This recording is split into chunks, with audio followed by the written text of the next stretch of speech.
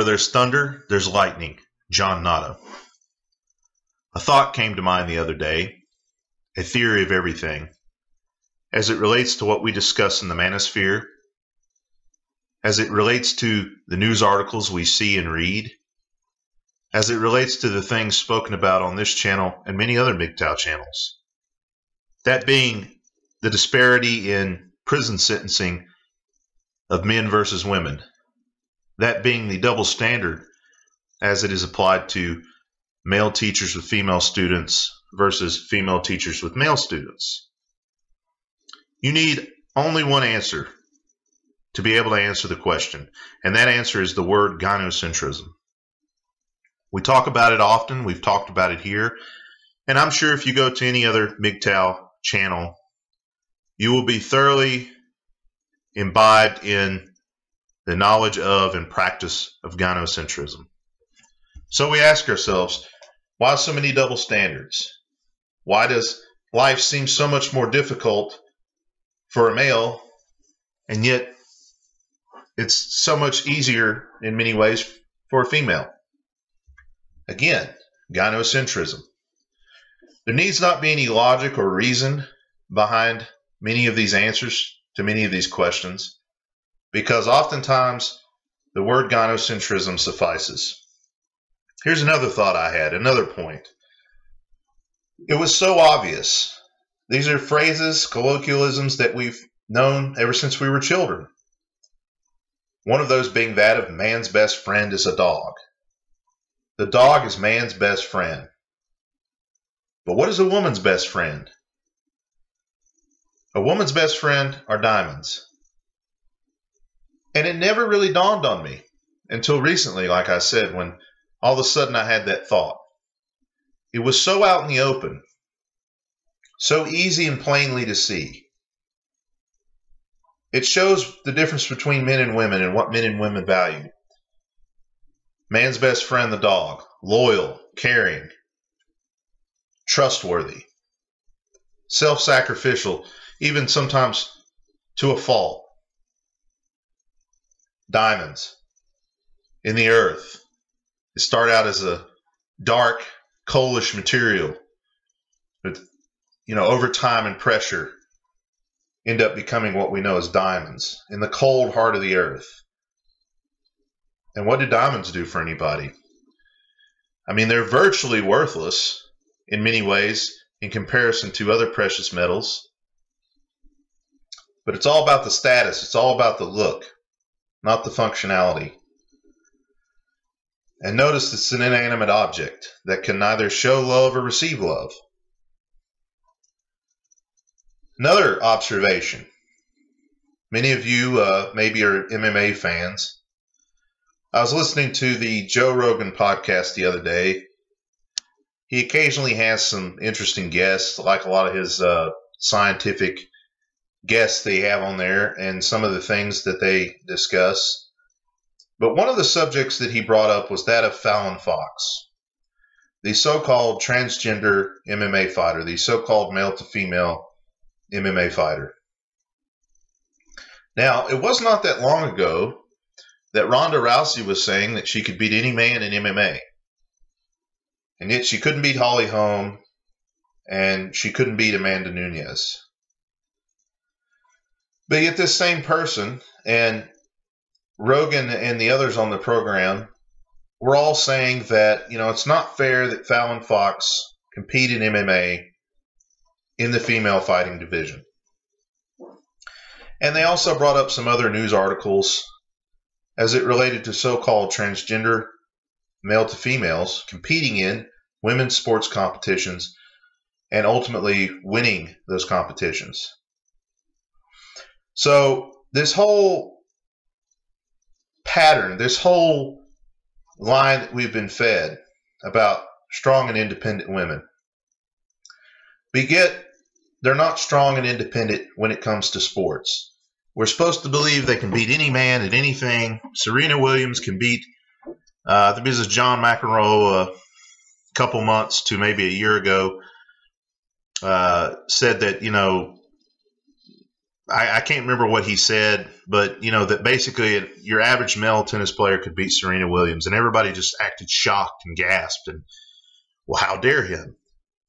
But yet, by that same token, they talk out of both sides of their mouth. We're supposed to believe, and we're told that any man can beat any woman, any woman can beat any man at anything, and any woman could beat any WNBA star right now could beat Michael Jordan in his prime, because any woman can do what a man does and do it 10 times better. But yet, out of the same side of the mouth, we have women and we have feminists complaining and cajoling and everything else over so-called male-to-female transgenders entering into women competitions and destroying and dominating and winning the championships and winning the first places. So which is it? A woman can beat any man, or it's not fair that these male-to-female so-called transgendered people are entering into female sports? The narrative just does not seem to add up. Again, more double standards. When a man acts quirky, when a man is eccentric, he's seen as a loose cannon. He's seen as creepy. He's seen as a danger to the public. But yet crazy women have been sold to us by the Hollywood movies and television shows. They've been sold to us as some kind of endearing thing, that somehow being crazy is some endearing quality.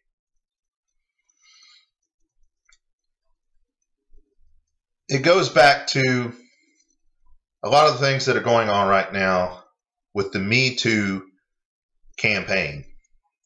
And I like to call it MeToo, Me-Carthyism. You see, recently I read an article about a WWE superstar wrestler. I haven't kept up with wrestling since probably the late 97 or late 98. I was a huge fan at one time. Still like to listen to a lot of the old school, the podcasts about, late 90s wrestling, early 80s, late 80s wrestling. I have not watched WWE in several years and probably will continue not watching. If I say the guy's name wrong, oh well. But the wrestler's name, Enzo Amore, or Enzo Amore. Basically, he was accused by some person in a hotel room in Vegas or someplace of some sort of sexual assault. He's not been tried. He's not been charged. But the WWE fired him. No due process whatsoever. We could speculate on what happened, but the fact that there's a video of this girl out there on YouTube where she talks about how she lied about being pregnant, it's not that much of a stretch to think that she's probably lying about this, especially given the fact that there have been so many instances of men's lives ruined because of a lie told by a woman. So basically, and not only that, but there have been some recent suicides over this whole Me Too thing. And so basically it is almost a modern day Me-Carthyism, where anybody can be accused of anything at any time by anyone. You could never even met the person, and accusations can still be leveled against you. And you have no due process anymore. You have no rebuttal to it, because we have totally dismantled the justice system to the point that we're just supposed to simply believe allegations with no investigation and no due process. But, it's not only those things, guys. Your life can not only be ruined at the whim of a woman, at the word of a woman, over a false claim, but just ask any divorced guy. Your life can be ruined for no other reason than not being able to keep up with a woman's demands and make her happy 24/7. Ask any currently married guy, and if he's honest, He'll probably tell you it feels as if there's a sword of Damocles dangling over his head, waiting to fall and lop his head from his body. I mean, that's the ultimate requirement of all. We talk about how a guy has to be 6 foot at least, 6-pack, has to make this much money and everything else. But it's just crazy to think that anybody, male or female, would be able to make anyone else, male or female, happy 24 hours, 7 days a week, 365 days. It's just unconscionable to think that anybody would be able to do that. And yet that's what you're asked of in a marriage. So you've lost before you've played the game. And I can't help but think of, an ex a while back, we had been talking for some reason, and it came up in conversation that, she thought, well, I was engaged to this one guy and she had broken off with him. She was in another relationship with somebody else, and she really wasn't happy with that relationship. And she thought back to the previous guy she was engaged to. And what she said was, it was a really great relationship. Everything was really great, easygoing, and we never argued, and anything I wanted, he did. But he was just so damn agreeable. He never raised his hand to me, he never called me a name. He was just so damn agreeable. It was a great relationship, but at the end of the day, she broke it off because she was bored. And that's all it takes. That's all it comes down to. And you're asking us to take that leap of faith. Well, if you just find the right woman, if you just find a good woman. But yet it's the classic case, as has been compared to many, many times, of Russian roulette. Well, how many bullets are in the cylinder? What cylinder are we on? And if the game goes long enough, eventually you're going to hear a bang. Eventually the firing pin is going to ignite the primer, and that's all she wrote. And yet we're bad people. We're subversive people for wanting to protect ourselves and protect our freedom and protect our assets. We are bad people for not making a foolish and bad business deal that nobody in their right mind would make if they took it out of the context of marriage and put it into the context of the business world or any other world for that matter.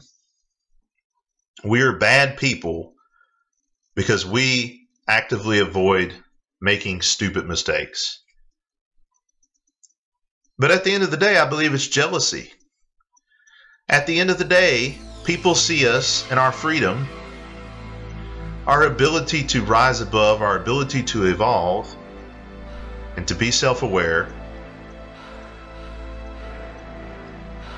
And what it is it doesn't feed someone else's agenda. It doesn't help somebody else's cause. Why would anybody care about a couple of guys who've decided not to get married, decided not to cohabitate, and have decided to go their own way? Why does that bother people so much? Why are you threatened so much by that? The more you move towards us, the further away we try to go. We're not even engaging. We're not even being offensive. We're being defensive. In fact, we're retreating. We're trying to get away so that we can do our own thing. You go right, we go left. You go up, we go down. And yet, you beg us and harangue us and try to shame us. Just know that we're going to continue to do what it is we're doing. Just know we're going to continue to go our own way, because it's the only way up and over. Go your own way, guys, or don't. The choice is yours.